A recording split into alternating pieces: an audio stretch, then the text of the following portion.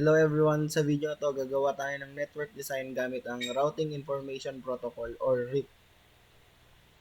So sa activity number 4, you are enrolled as an engineering student at CSU Carig. Your prof has asked you to design a network which will be integrated to floor plans. The setup would include 25 computer units, 2 Cisco 2811 routers, and 3 switches. The goal is to connect the two routers using modules and properly integrate the devices into the network. Your task is to design and implement a solution for this setup. So sabi sa activity, gagamit tayo ng dalawang router which is yung 2811. Then mag-add tayo ng tatlong switch. Gagamit na lang tayo ng 2950-24 na switch para madami yung console port, yung fast ethernet port. Then ang setup ng PC ay 889. Dalawang 8 tas isang 9.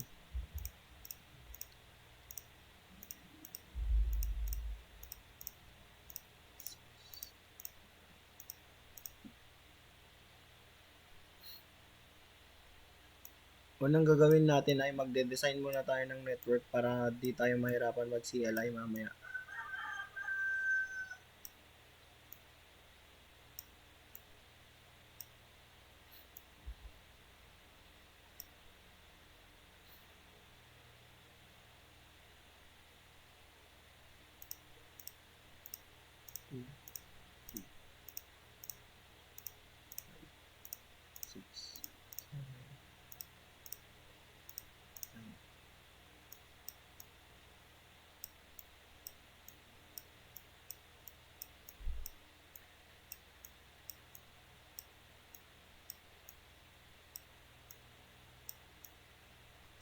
Tas 8 sa kabila.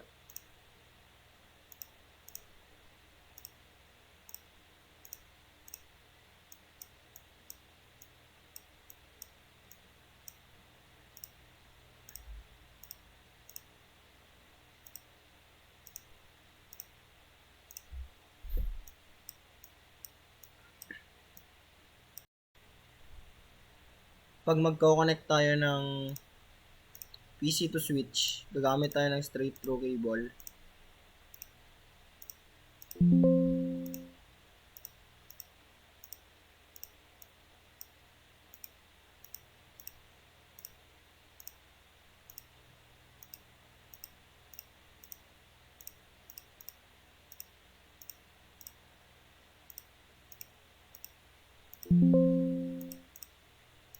I-connect muna natin lahat yung PC sa switches para isahan lang.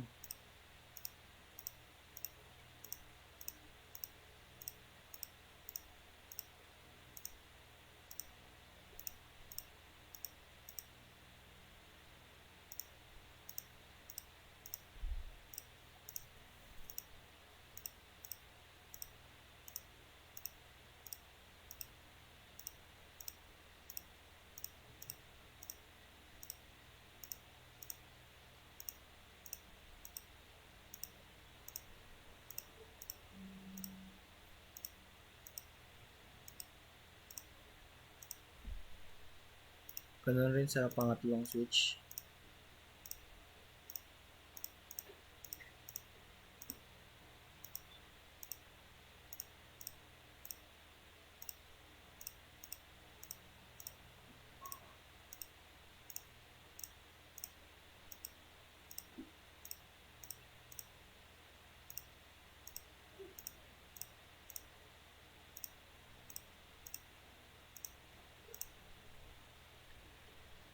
Tas pag magko-connect tayo ng switch to switch is yung crossover na cable yung gagamitin natin. Tas pag switch to router naman is yung straight through.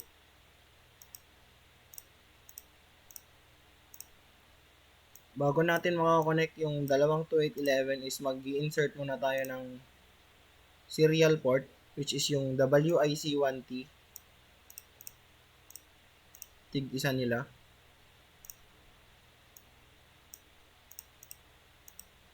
Then, pag router to router is yung serial DC in a port. Ay na-cable yung gagamitin natin. So, na-connect na natin lahat yung router to router, switch to router, tsaka PC to switch.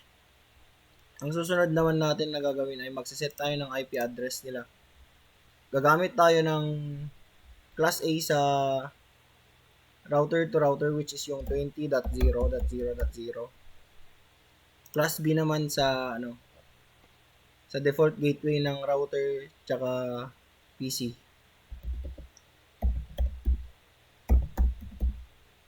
Tapos class C naman sa kabila ng router.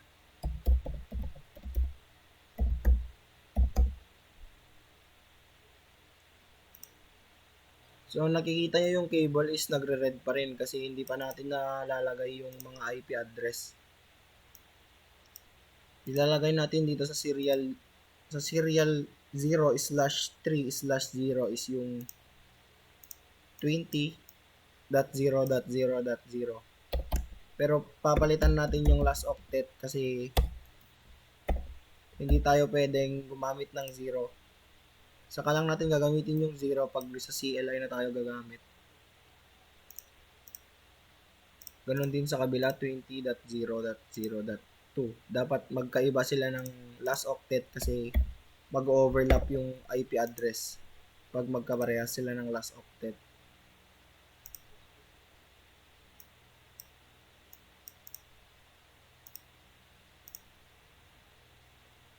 Yung clock rate iset natin ng 64,000.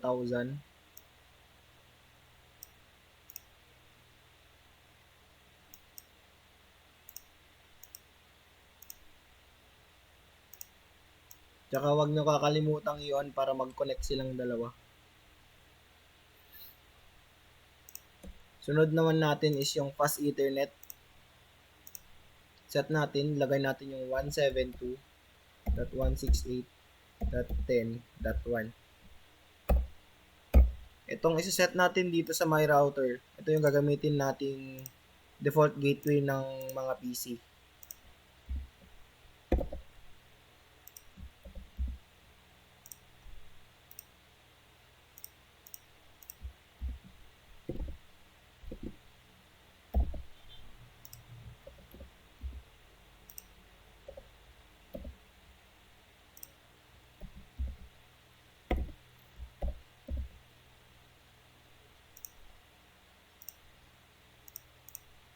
Ganun lang sa lahat ng PC mag-set tayo ng default gateway tsaka IP address.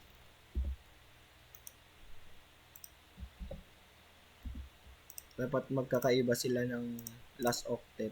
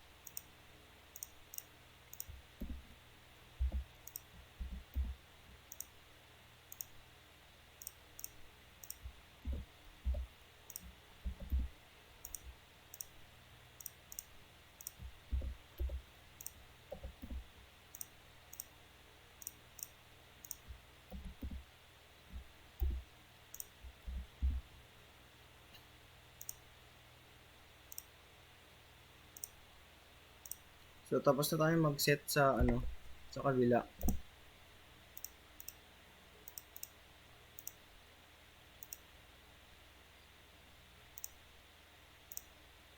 Dito naman tayo sa kabilang router.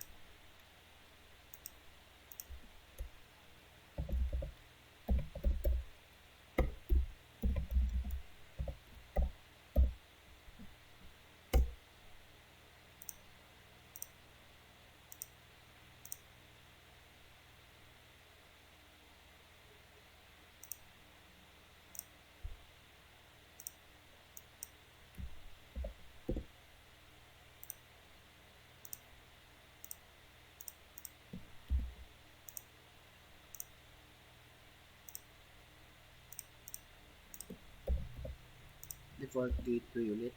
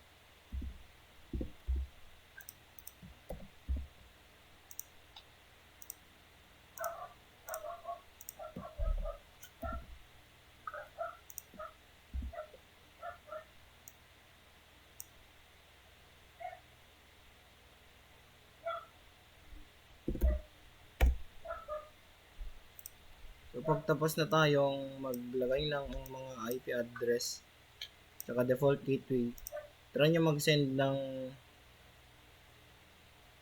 packets from router 0 to router 1.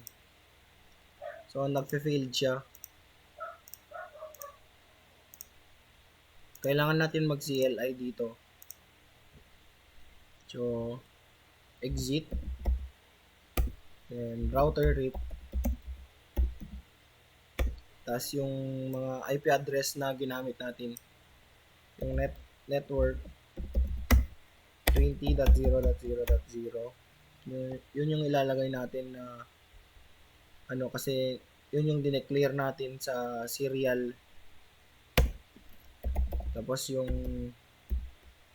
class B natin 172.168.10.0. Exit.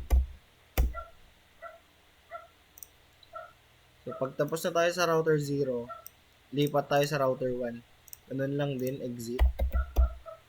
Then, router rip.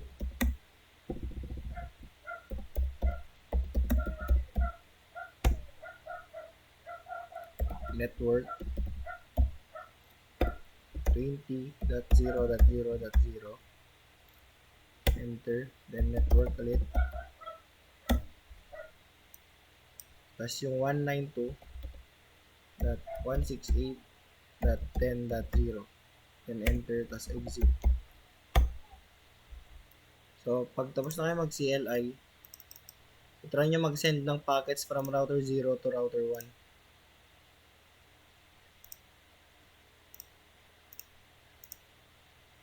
So, pag nag-failed, itry nyo lang ulit. Successful na siya. Yung switch 1 to switch 2. Successful. Successful.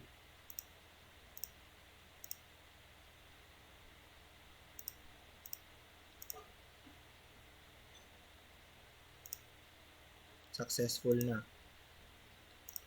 From switch 2 to switch 1 naman tayo. Failed.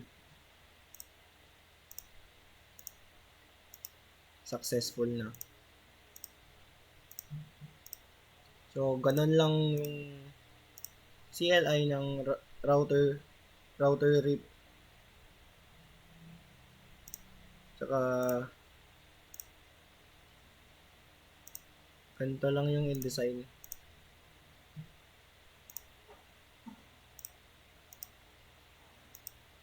Successful. Ito successful talaga tong dalawa na ano, switch 1 tas switch 0 kasi iisang IP address yung ginamit natin. Kahit hindi mo na ilagay yung ano.